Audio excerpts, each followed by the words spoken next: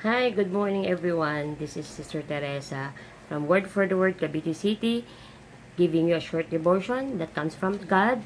And I hope that this morning you have a great day. And as we start, let us pray. Thank you, Jesus, for everything, Lord, as we glorify your name, as we bow down to you as our God, as our Savior, Lord. Help us to have wisdom and knowledge in sharing your word as we proceed, Father God. Help these people to have ears and also the understanding as they listen to your short devotion. This is what we pray in Jesus' name. Amen. So, bago po tayo mag-start, basahin po natin ang John chapter 4, 7 to 12. Sabi po rito, ang Diyos ang pag-ibig, or ang Diyos ay pag-ibig. Okay? Sabi po, mga minamahal, mag-ibigan tayo sapagkat mula sa Diyos ang pag-ibig. Ang bawat umiibig ay anak ng Diyos at kumikilala sa Diyos. Ang hindi umiibig ay hindi kumikilala sa Diyos, sapagkat ang Diyos ay pag-ibig.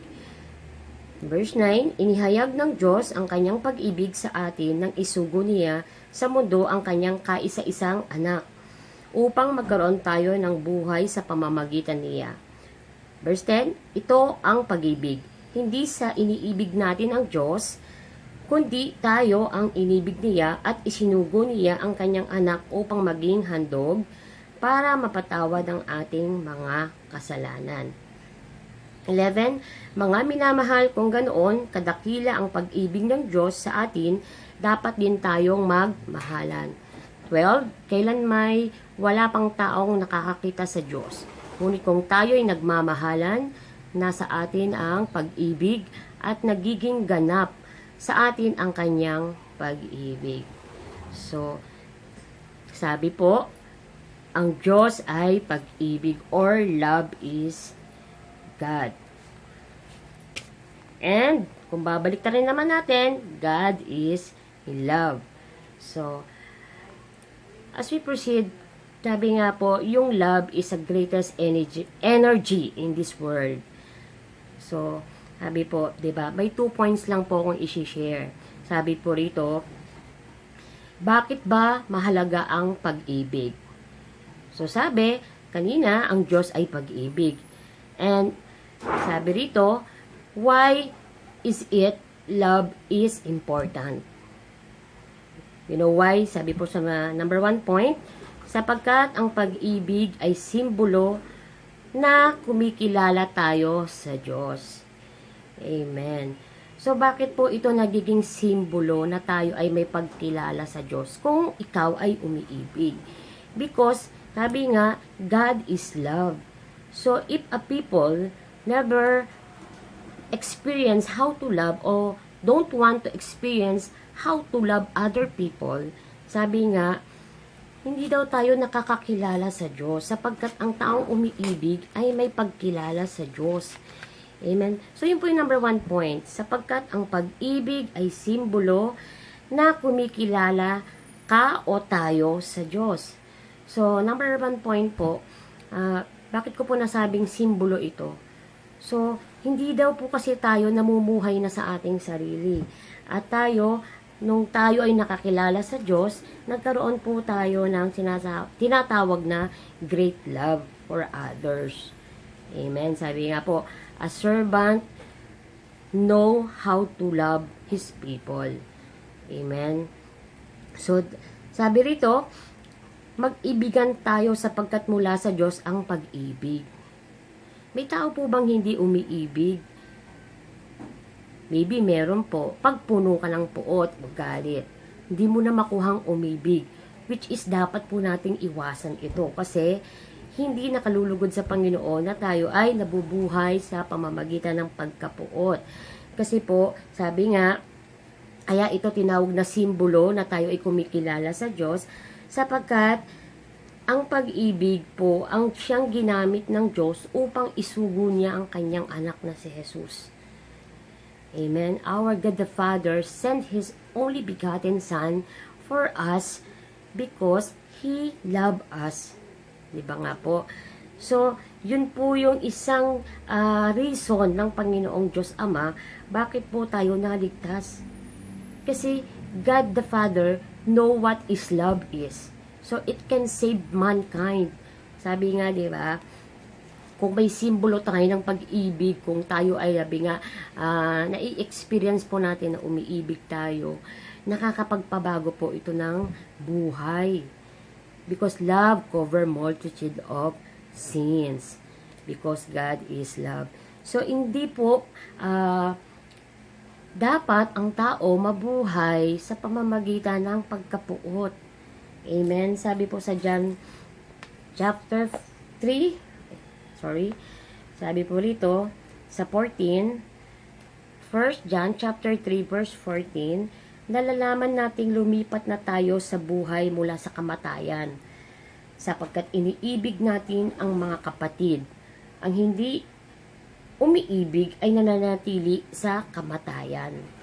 Amen. So, importante po na, sabi nga, makita sa atin yung simbolo ng pag-ibig. Amen. Paano ba natin magagawa ito kung tayo ay puno ng puot, kung tayo ay, sabi nga, may pagkainis, so hindi ka nakakapagpatawad, ayaw mo magpatawad, there is no symbol of love in you.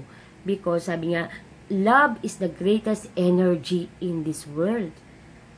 Amen? So, do you believe that love is the greatest energy? Because this is the way of God for us to be saved. For God so loved the world. So, this is the greatest energy because it can save mankind. It can change lives people. Or it can change mindset of people if your heart is filled of love. So, kailangan po, hindi natin ito talaga mai-implement yung love kapag tayo ay, hindi nakakakilala sa Diyos. Mahalaga po na kumikilala tayo sa Diyos. Kasi sabi po, ang bawat umiibig ay anak ng Diyos. Ang bawat umiibig ay anak ng Diyos. Okay, at kumikilala sa Diyos, especially in Christians community. So, ako po, isa po akong produkto na namangha sa mga Kristiyano na hindi ko sila pamilya, but when we are in the house of God, parang we are in one body, in one spirit. So, sabi ko nga, na-amaze talaga ako when I experience loving people. So, it can sin. Kailangan, sabi nga ng Panginoon Jesus, nakikilala ang mga alagad ko, ang mga anak ko sa pamamagitan ng sila ay nag-iibigan. So, makita po sa ating mga sarili kung talagang genuine yung love, kung talagang nagmamahal ka, despite na kung ano ang ginawa sa'yo ng tao. And sabi nga, ulitin ko, love cover multitude of sin. So, we are looking forward na magkaroon po tayo ng symbol of love in every heart. Yun po yung number 1, sapagkat ang pag-ibig ay simbolo na kumikilala ka sa Diyos. Paano naman po kung, sabi nga, may mga tao o may tao na ayaw umibig o ayaw magmahal. So, kailangan po natin silang sharean. Amen. Na hindi nakakabuti ang hindi pagpapatawad. Kailangan po. Kasi kailangan nating umibig because God who first loved us. Amen. So, number 2 points, dito, sapagkat niligtas tayo ng Diyos sa pamamagitan ng pag-ibig. Lagi po nating tandaan na sabi po sa 1 John chapter 4 verse 9, inihayag ng Diyos ang kanyang pag-ibig sa atin nang isugo niya sa mundo ang kanyang kaisa-isang anak. Okay? Upang magkaroon tayo ng buhay sa pamamagitan niya. So, God sent His only begotten Son. Yun po yung isang points, bakit sabi nga, ang title ko po, bakit ba mahalaga ang pag-ibig? Because God the Father, especially, He sent His only begotten Son. So, there is no, there is no hard for you to love. You just keep in your mind that God the Father sent His only begotten Son. So, there is no, sabi nga, resentment sa atin, no? Parang, amen. So, yun po yun sa umagang ito na lagi nating tandaan na ang Diyos ang unang umibig sa atin upang hindi mahirap sa atin na manatiling umiibig at maging maibigin sa kapwa. So, yun po yung mensahe ng Panginoon sa atin na mahalaga po ang pag-ibig at huwag natin itong alisin sa ating buhay, huwag natin itong ipawalang bahala sapagkat ito po yung greatest weapon ng Panginoon kaya po tayo naligtas because of His love and care for us. Amen. Because He doesn't want us, sabi nga, to perish. Amen. So, yun lang po yung maging basihan natin. Bakit po tayo umiibig? Yung Diyos po yung unang umibig sa atin. Amen po. Sa mapagpalang umaga po, halinawa po na sa mixing mensahe na ito ay tandaan po natin napakahalaga ng pag-ibig sa ating mga tao. Okay, so let us pray. Lord, thank you for this morning. Thank you for giving us the courage once again to understand how and what is the importance of love. Lord, we give you praise, Panginoon, for reminding us that you are the one who first loved us. So, hindi mahirap sa amin dapat na umibig din because if we really love you, we will obey you, Father God.